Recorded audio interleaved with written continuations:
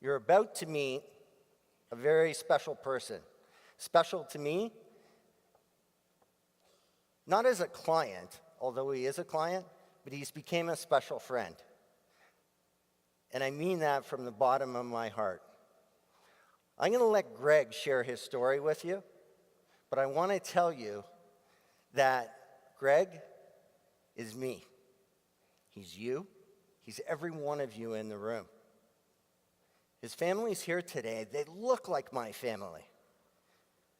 I helped Greg set up a disability policy when he was graduating college. Greg, come on up and tell the rest of the story.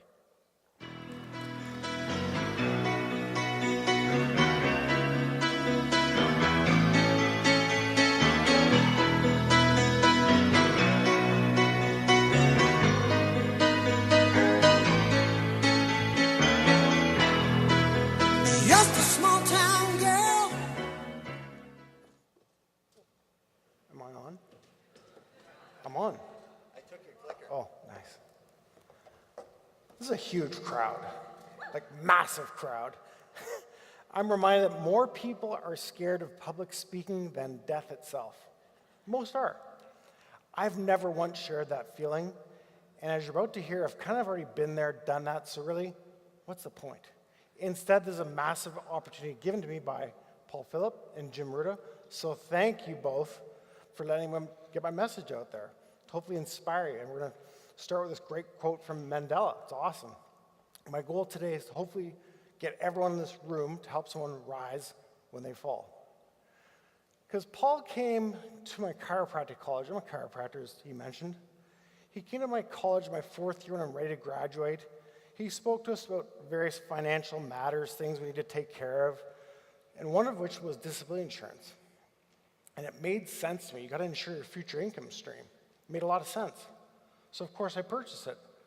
Turns out being the best decision I've ever made. We'll go next. This is cool. Way back in year 2000, that's when I graduated, like eons ago. I actually had a goatee back then. That's me upon my graduation.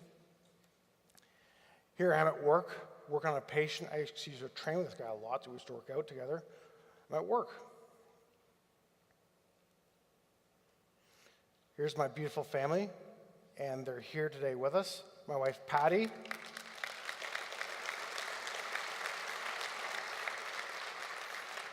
Twin daughters, Charlotte and Isabel, and I believe there are 5 in this picture. They were lost a couple teeth, it looks like.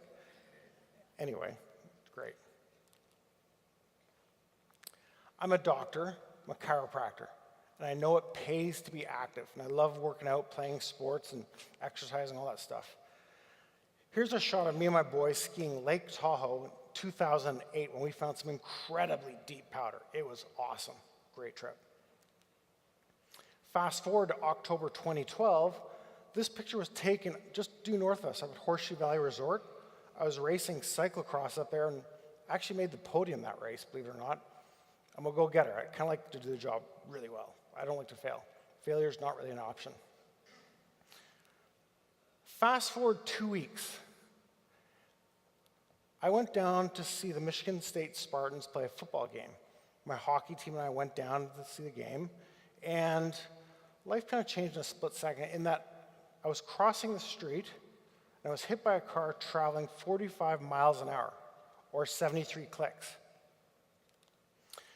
Life-saving measures were performed at the scene. I had no vitals, and a complete stranger saved my life.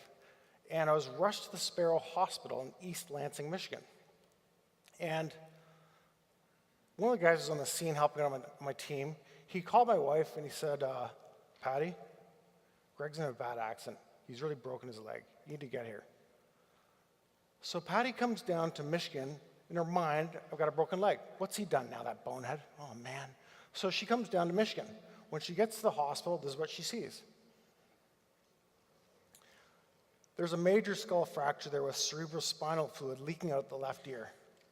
The left lung was collapsed, requiring the chest tube. You can see the scar right there. It was intubated. 8 ribs were busted. The left scapula was destroyed. 2 of the 4 rotator cuff muscles were shot. In that picture, I scored 3 in the Glasgow Coma Scale. So you all know what that means. Everyone here in this room, you're a 15. That's normal. You cannot score lower than 3 and be alive. It's physically impossible. At best, with a skull fracture, a Glasgow Coma Scale 3, you've got 51% chance of living 1 year. 51%. This November will be the 5th year from that picture.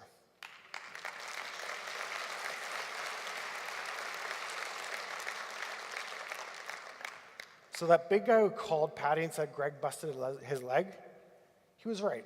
I did have a pretty badly broken leg. It was a severe compound right tibia and fibula fracture, your lower leg. It was so badly broken they had to shove a titanium rod in the leg. That titanium rod wound up causing osteomyelitis or a bone infection. So they've had to since pull the rod. I now joke that I'm naked in that I'm on no medication, there's no rod in the leg. So it's good. This is the car that hit me. Bloody Audi. My wife jokes, why couldn't it have been a Kia? Like, really? Had to be an Audi. I believe this car was written off, not sure. And we like to fly in style. Here, I think Patty took this picture, I don't really know, I was in a coma. We're flying home via private Lear jet. Yeah, private Lear jet. I was in a coma for about 26 days, I'm not really too sure when I came to, didn't know. Anyway, November 2012 to the present date, I lived in 4 different hospitals during a 6-month period.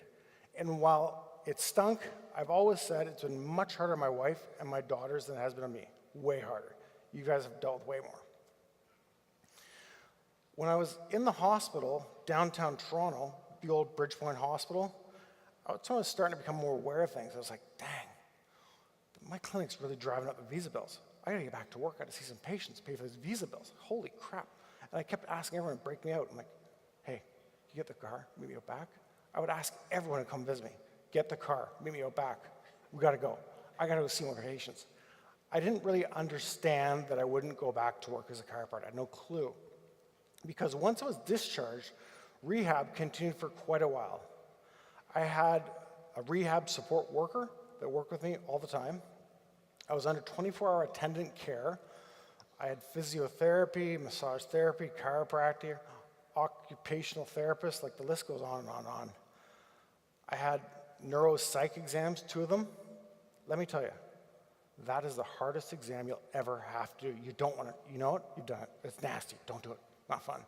Anyway, I didn't really understand that I wouldn't go back to work as a chiropractor. I had no clue, such that it got to the point where I shut the clinic down in September 2014, shut her down.